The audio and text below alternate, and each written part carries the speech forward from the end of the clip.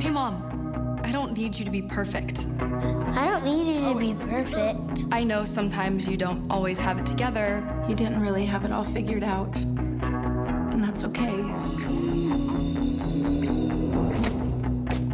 That's okay, because you're my mom, and that's enough. And that's enough.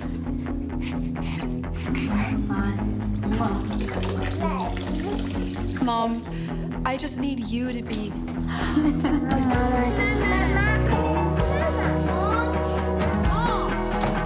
Hola, mami.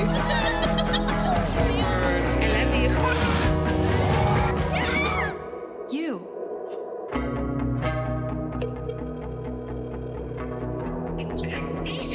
Hey, Mom.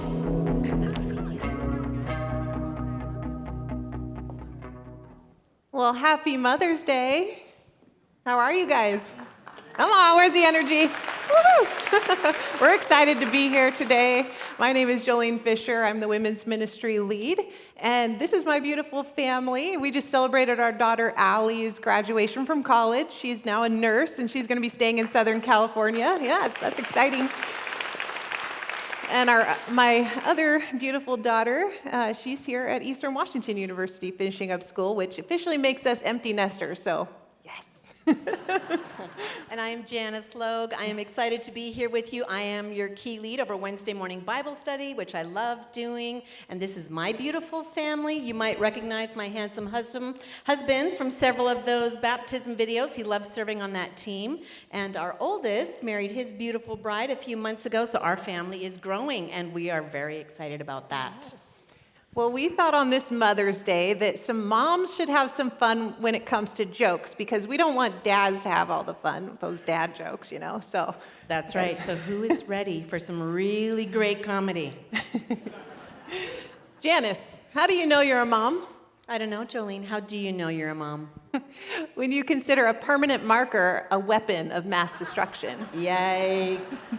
Jolene, what's a momster? I don't know, Janice. What is a momster? What every mom turns into after counting to 3. Let that be a warning to the kids in the audience, okay? Janice, do you think I should have a baby after 40? Jolene, I think 40 is quite enough, don't you? Okay, yeah. Jolene, do you know what is my absolute favorite thing to do after a long day? Think of something that everyone in my family will love to eat. Said no mom ever. Good moms let their kids lick the beaters, but great moms turn them off first. Good advice, good advice. Speaking of great moms, if you are a mom here today and you're able, would you stand up? We just want to tell you how much you mean to us, for all you do for us. We love you. And we're so glad you're here this morning.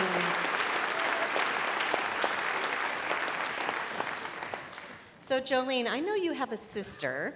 Could you share a story of sibling rivalry from your childhood? Yeah, so about 8 years old, I have a 16-month older sister, and so I'm the younger sibling teasing her, and she didn't like it so much, so she punched me in the nose.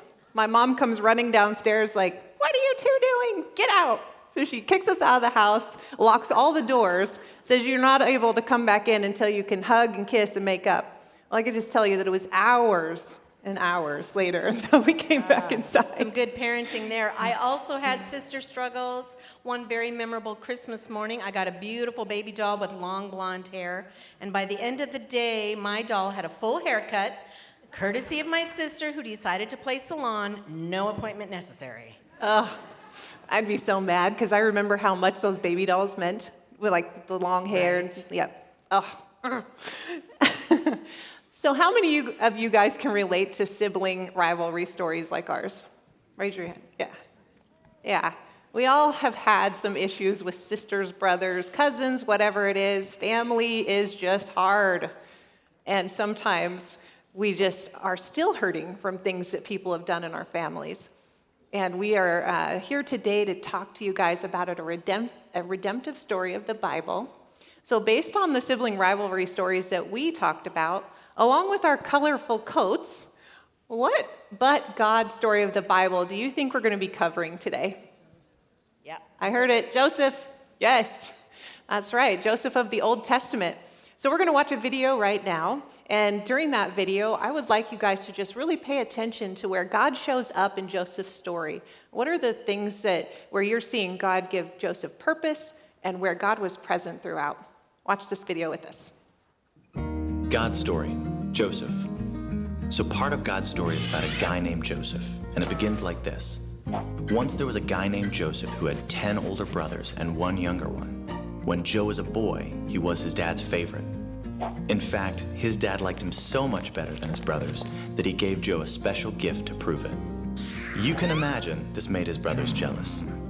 And Joe only made things worse. He told his brothers about dreams he had where he was ruling over them. Well, this made Joe's brothers furious. One day they were working and saw Joe coming. They said, "Here comes that dreamer." They threw Joe into a dark pit. They might have left him there forever, but they met some men traveling from Egypt and sold Joe to them as a servant instead. They thought that was slightly nicer than leaving him in a pit. Then they went home and told their father Joe had been killed by a wild animal. This broke their dad's heart. Kids, these brothers were really bad news.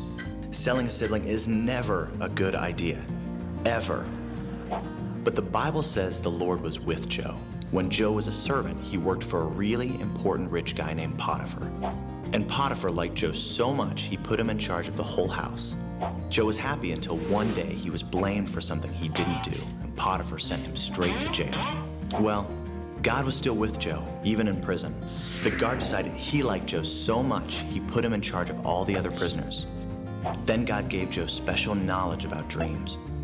When two prisoners had dreams, Joe knew what they meant, so he told them.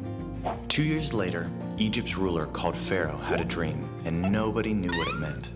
But by now, one of the two prisoners Joe had helped was out of jail and working for Pharaoh. He told Pharaoh about Joe, and God helped Joe figure out what Pharaoh's dream meant. But Pharaoh's dream was really more of a nightmare. It meant that everybody in Egypt would have food for 7 years, then be hungry for 7 years. Joe told Pharaoh the only way to survive was to store food during the 7 good years. Well, Pharaoh thought Joe's idea was brilliant. He put him in charge. During the 7 hungry years, nobody could eat without getting food from Joe. He was like a human vending machine. Well, remember how Joe had 11 brothers? Like everybody else, they had to get food from Joe. And when they came, they didn't even recognize their brother. But Joe knew who they were. He secretly tested them to see if they changed. After all, they did throw him in a pit and sell him. Finally, he couldn't hide who he was from his brothers anymore. He told everyone to leave the room because he was about to cry. After sobbing for a few minutes, he told them, "I'm your brother Joseph. I'm the one you sold." The brothers couldn't believe it. They had hurt Joe, but God had taken care of him during the good times and the bad. Even with everything they had done to Joe, he forgave them because he was willing to follow God, even when it was hard. Joe told them, "You planned to harm me, but God planned it for good." And God used Joe to save many lives, including the family that was part of God's special rescue plan. And that's the story of Joseph. And that's the story of Joseph. I hope as you watch the video, you keyed into these 3 truths in the story. Joseph was abandoned and betrayed, but God was with him, even in the darkest and loneliest of places. Joseph faced great trials and injustice, but God helped him in all his troubles. And Joseph suffered evil and hardship, but God had a purpose for his life and through his suffering. About 21 years ago, my husband Bart was training in foreign affairs and Arabic to become a military attaché in the Middle East, North Africa region. And I was also studying the language in preparation for that time. Now, after 2.5 years of this specialized training, we were set to spend the year in Egypt. Bart would travel the region for cultural immersion, and I would spend most of my time living in Egypt with our 4 children. Now, while Joseph did not want to go to Egypt, our focus and goal had been singularly set on going to live there upon completion of our training. But as Bart stepped off the commencement stage, he was met with unexpected news. You need to call Headquarters Marine Corps. In his 14 years in the Corps to that point, he had never received an order like this. The year was 2004. The war in Iraq was in full swing. And our worst fears were confirmed when instead of going to Egypt, Bart was being sent to join the war effort in Iraq. Wow, that had to have been really scary because I don't know what you did with 4 kids, right? 4 kids. How old were they at the time? Yeah, our kids at the time, our baby was not a year, and our oldest had just turned 12, and it was pretty scary. Joseph was undoubtedly also terrified and devastated by the betrayal and the trauma that he experienced at the hands of his brothers. I was distraught and overwhelmed by this unwelcome and undesirable news of my husband going to war and our family not going to Egypt. Now, yes, I was married to a Marine. We were at war, so I did understand that this was a possibility. But we had other dreams and plans. We had been working toward and anticipating something much different, and I remember having an absolute toddler meltdown with God. I stood with my fists clenched, my body tense, tears streaming down my face, and a raised voice. I don't want to do this. This is not the way it's supposed to be. And inside, I knew I had no choice. This was happening, whether I liked it or not. And I was far from being okay. The train had left the station, I was on it and screaming, "Make it stop." I was really angry at God, and I told him, you know what? This feels like you're giving me stones for bread and snakes for fish. How could this possibly work out for my good? Similarly, Joseph succumbed to circumstances beyond his control. The caravan had left the oasis, he was on it, and he had no choice but to endure. Now, Scripture doesn't exactly describe his response at the moment, but we can imagine he must have begged his brothers to spare him, or pleaded with God to rescue him and take him back to his father's house. He was certain about those dreams. They had come from God. Now what? How could they possibly come true? Things were not as they were supposed to be. Where are you, God? And in our first truth this morning, we see these were incredibly difficult circumstances, but God was with Joseph. God was with Joseph, and he was with me, and we see this over and over in the story. In Genesis 39, 2-4, and the Lord was with Joseph, and he became a successful man, serving in the household of his Egyptian master. When the master saw the Lord was with him and made him prosper in all he did, Joseph found favor in his sight and became his personal attendant. And then we see it again in verses 20-23. So Joseph's master took him and had him thrown into the prison where the king's prisoners were confined. While Joseph was there in the prison, let's say it together. The Lord was with him and extended kindness to him, granting him favor in the eyes of the prison warden. And the warden put all the prisoners under Joseph's care so that he was responsible for all that was done in the prison. The warden did not concern himself with anything under Joseph's care. Again, because the Lord was with Joseph and gave him success in whatever he did. And then we see it again in the New Testament in Acts 7:9. Because the patriarchs, Joseph's brothers, were jealous of Joseph, they sold him as a slave into Egypt, but God was with him. You know, this seems like a very simple truth, but it is profound and it is powerful. Everything and everyone Joseph had known was stripped away from him in a moment, but he was not alone. When we belong to Jesus, we can never be without him. Nothing can separate us from his love, and he is an ever-present help in trouble. Christians, we carry the presence of Jesus. And no matter your circumstance or difficulty, God is with you, and he makes all the difference. And God was good to Joseph, and he was also good to me. This was certainly not the plan I wanted, certainly not the plan Joseph wanted, but God's goodness was still with us. He provided me supportive family and friends. He helped me turn that anger and that fear I had over to him. He protected my husband, and eventually he did bring us to Egypt in his perfect timing.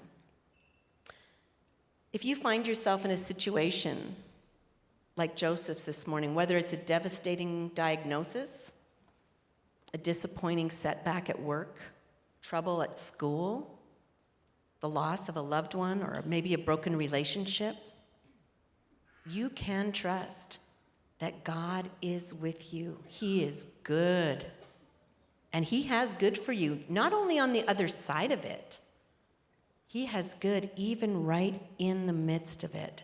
Look for it. As it says in Psalm 27:13, I would have despaired had I not believed that I would see the goodness of the Lord in the land of the living. Yeah, and sometimes, even when we know God is good and that we should trust Him, and we'll see His goodness in the land of the living, our story still starts in a place of not knowing Him at all. For some of us, the awareness of God's presence didn't come through a crisis, but through a quiet invitation, maybe even in childhood, like my story. When we didn't yet have the language for what we were experiencing, we may have just known that God is right there in the small whispers. For me, I didn't grow up in a Christ-centered home. My parents were great people, and you heard about my sister earlier, I have one sibling. And in my childhood, my parents just loved to send us off for camp once a week out of the summer. How many of you have gone to camp when you were a kid? Okay, and so let my story, as I tell it, be a testimony to sending your children to summer camp this summer. Did your parents know they were sending you to a Christian camp? They did know. I actually had to confirm this with my mom. And she said, yeah, we knew it was Christian, but we just knew you would be safe. I'm like, great, okay. I think they just wanted to get us out of their hair for the week, you know. But we didn't mind. We loved the horseback riding, all of the fun things you do at camp. But I'll tell you that the songs around the campfire and the messages that the counselors were talking about were totally foreign to me. But I couldn't deny one evening, I was about 8 years old, and I'm sitting around the campfire, probably singing Kumbaya, I don't know what. But I had that silent, or not silent, but small whisper, that call, come to me. And I got up, and I went to my camp counselor, and I said, I don't know what I'm feeling, but I need to do something. And probably a lot of you have felt that way too, the Easter baptisms. We just know when God is whispering, come to me. And so I accepted Jesus that night. And I don't know about you, but when you have that experience of accepting Christ, or you've been baptized and you come up out of that water, the feeling you have is pure joy. And that tingling and radiating sensation of like, wow. But then I was 8 years old and hadn't grown up in any way a Christian, and I didn't know what to do with that feeling. In fact, it scared me. I remember being in my bunk bed that night going, what is this? I think this is wrong. Get away. I don't want this. I don't want this.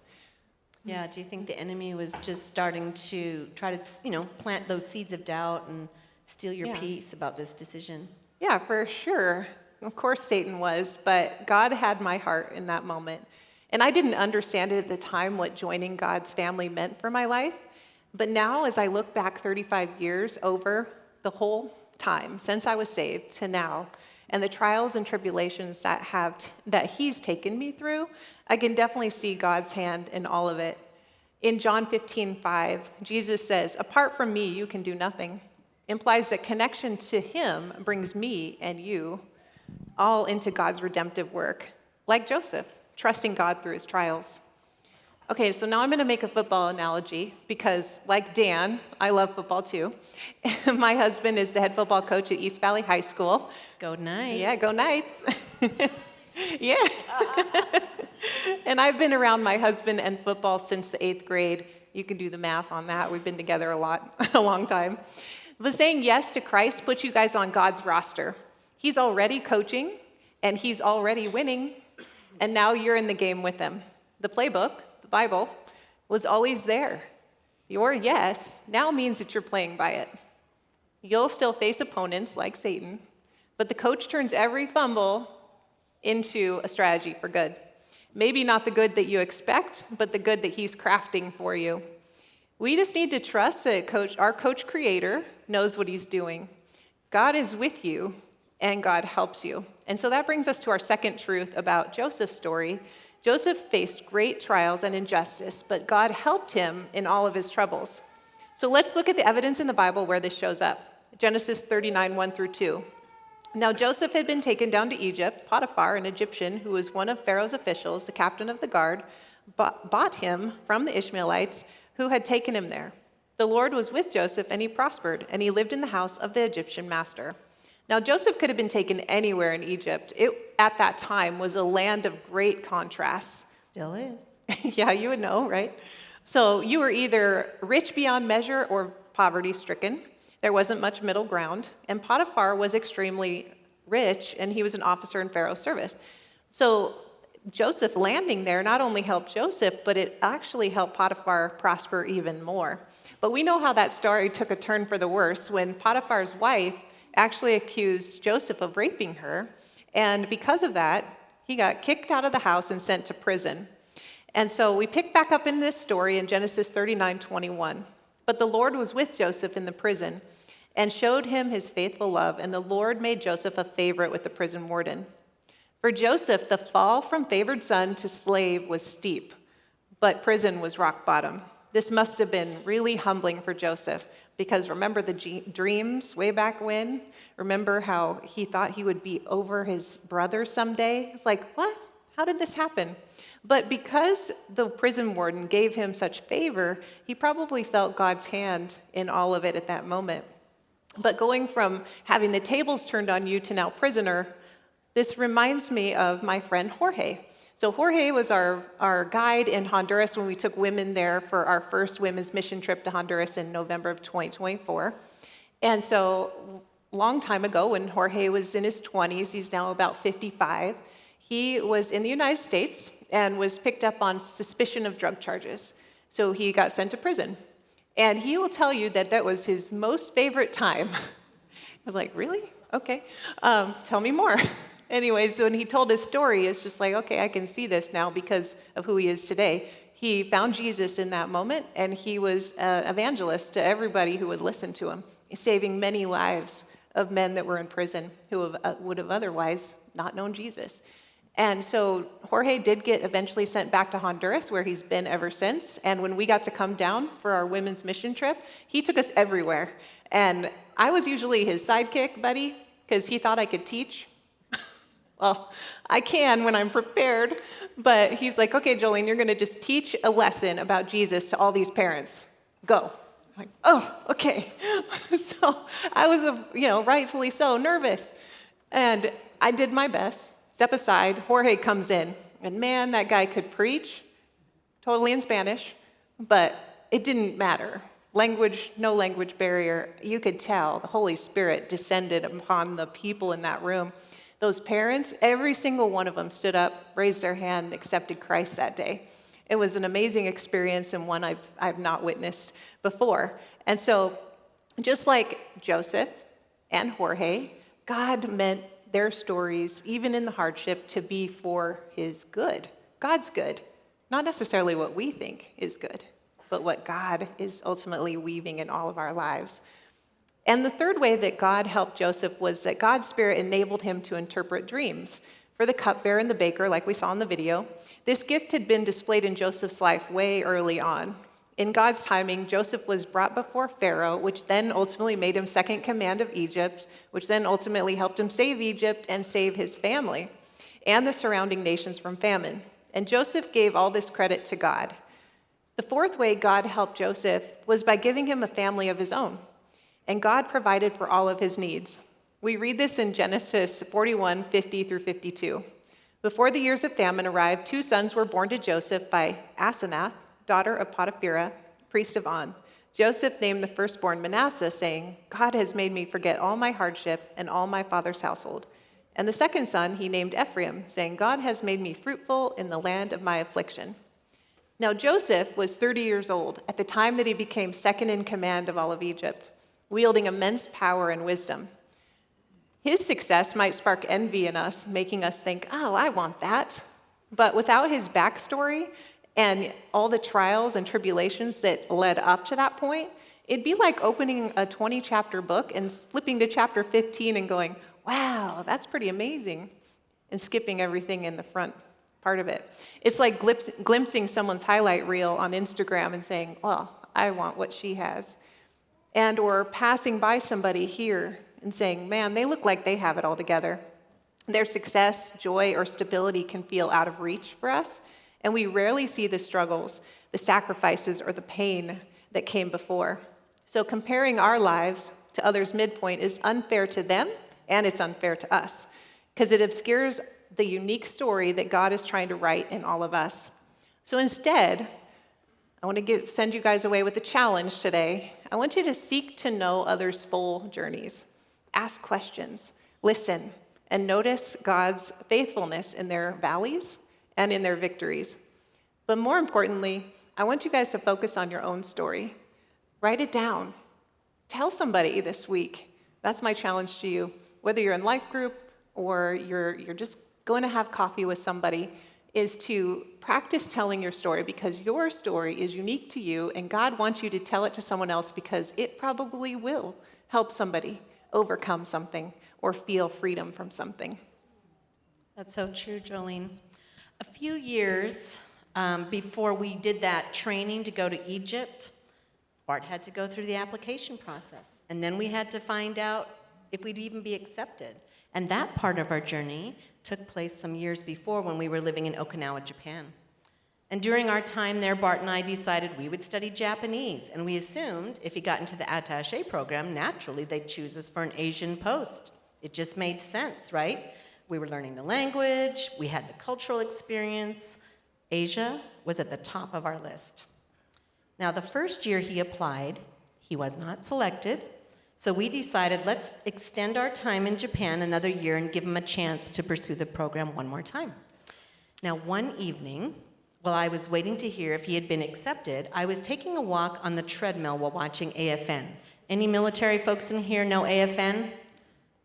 Armed Forces Network, right? Now, Armed Forces Network can't run traditional ads or mention commercial products for profit. Instead, it allows base commanders to put out information like force protection, weather, current events, base services, and educational spots.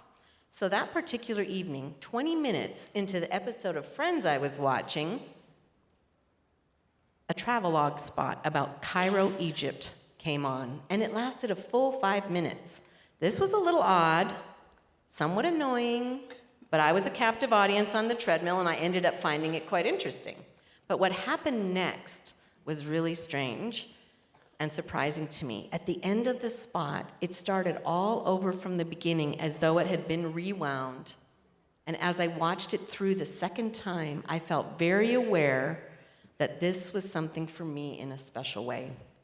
Now, a week later, when Bart found out he was accepted for the attaché program, but not for Japanese, as we expected, I was not surprised for 1 second to hear he was accepted for the Middle East, North Africa region, with the final leg of training in none other than Cairo, Egypt.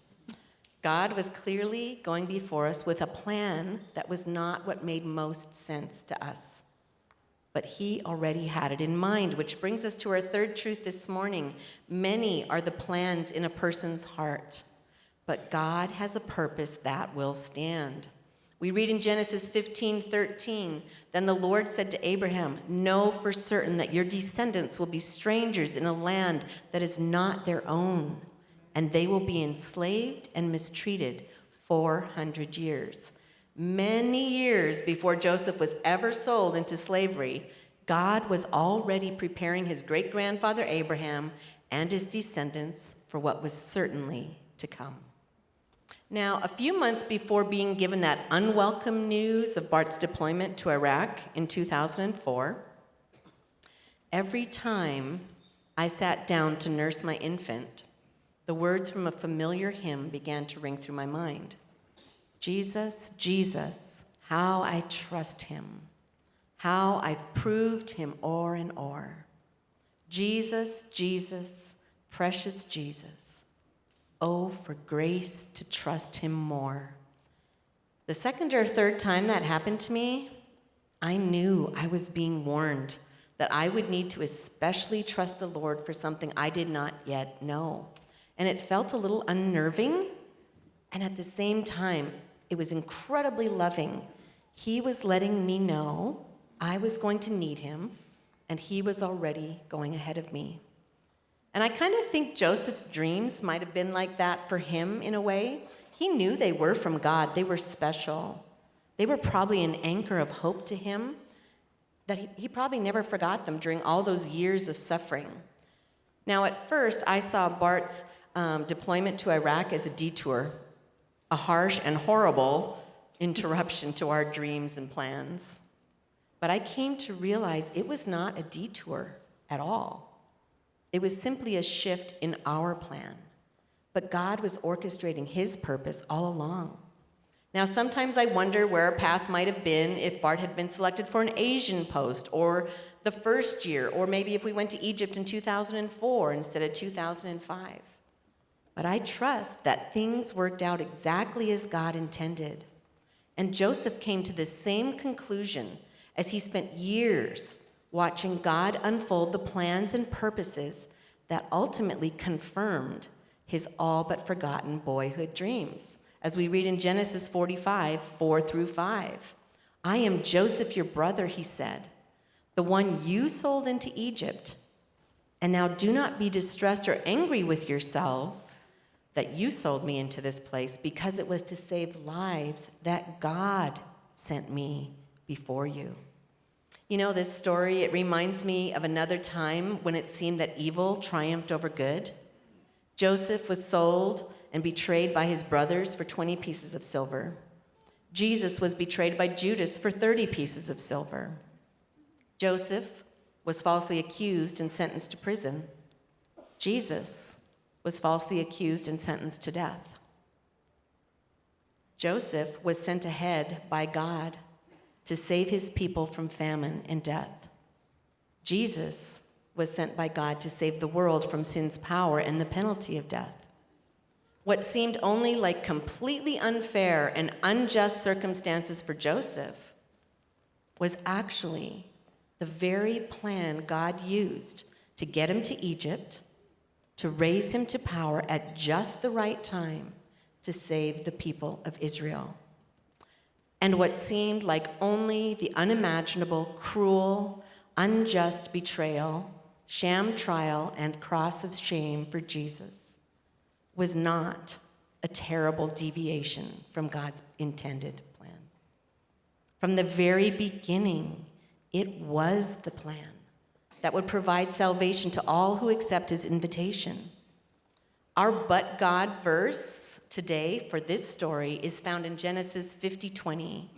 As for you, you meant evil against me, but God meant it for good, to bring about that many people should be kept alive as they are today.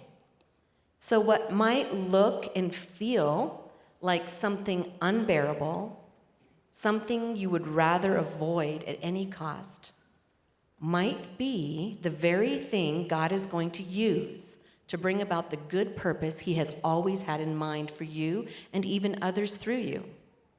He means to use your circumstances, your story, for good, for the saving of souls, for the comfort and encouragement of you and others, and to point to him as the reason for your hope.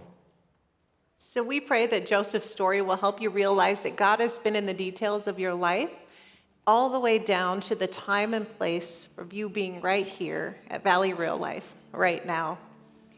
And if you've been living apart from God for some time, and you're feeling God's silent whisper back to him, we want to invite you to come over to the cross later and pray with somebody.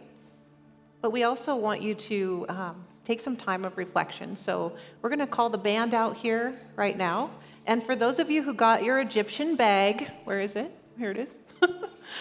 We purposely gave all the women something fun from Egypt, these little Egyptian jewelry bags. But inside the bag, go ahead and open it up.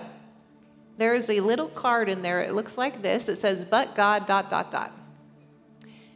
It's our 3 truths that we talked about today. You have a pen with you and you have this card. So we have an activity for you right now as the band is coming out to play this reflection song. We want you to remain seated during this time.